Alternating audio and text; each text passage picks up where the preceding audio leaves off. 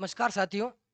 Supreme court के justice बीवी नागरत्ना और आर महादेवन ने जिला दुग्ध संघ चुनाव राजस्थान हाई कोर्ट के फैसले को रद्द मानते हुए यह स्पष्ट किया कि चुनाव लड़ने का अधिकार और वोट देने का अधिकार दोनों ही मौलिक अधिकार नहीं है और दोनों में पर्याप्त अंतर है।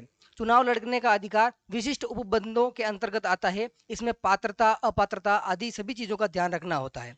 नमस्कार, मेरा नाम है मुकेश और आप सभी का स्वागत है जजमेंट स्टूडियो पर। इस मामले को हम बिंदुवार समझने की कोशिश करेंगे, आखिर क्या मामला था और इस राजस्थान हाई कोर्ट के फैसले को किस प्रकार सुप्रीम कोर्ट ने रद्द मानते हुए इस प्रकार का फैसला दिया है और क्या अंतर बताए हैं।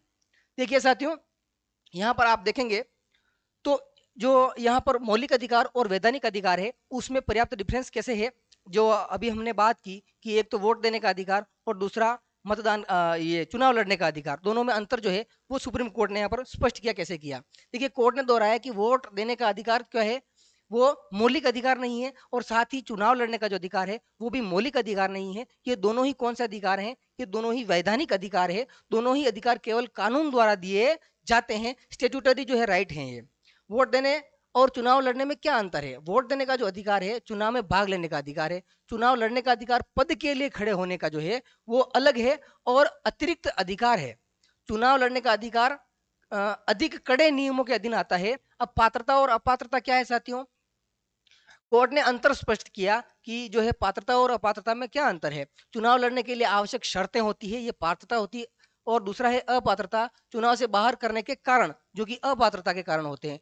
हाई कोर्ट ने दोनों को मिलाकर गलत निष्कर्ष निकाला और इसी कारण से हाई कोर्ट का जो निर्णय है उसको सुप्रीम कोर्ट ने रद्द किया। सहकारी समितियों की शक्ति, सहकारी समितियों की इस मामले में क्या शक्ति जो है वो बताई गई है कि सहकारी जो समितियां हैं अपने उप नियमों से चुनावी प्रक्रिया, प्रतिनिधित्व, शासन संरचना तय कर सकती हैं। यह शक्ति कानून एक्ट जो है, यह शक्ति कानून एक्ट जो बना हुआ है 2001 द्वारा मान्य है। प्राकृतिक न्याय का उल्लंघन यहाँ पर क्या है जो है वो किस प्रकार से हुआ है साथियों, हाई कोर्ट ने सभी प्रभावित पक्षों को सुने बिना फैसला दिया। कोई भी निर्णय जो देना होता है वहां पर पक्ष विपक्ष जो भी होता है उन सभी को सुनने के बाद में निर्णय देना होता है, लेकिन हाई कोर्ट ने जो है प्रतिपक्ष को सुने, जो प्रभावी पक्ष है उसको सुने बिना ही फैसला दे दिया। इसलिए जो है वो गलत हो गया, यह सिद्धांत का उल्लंघन है। ओडी अल्टरनम अल्ट्रा क्या लिखा हुआ, अल्टेराम पार्टेम, दूसरे पक्षों को सुनना है ना।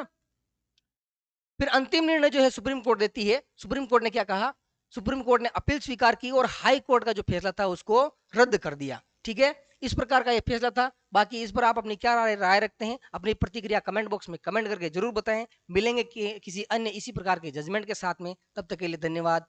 चैनल को सब्सक्राइब नहीं किया है तो कर लेना।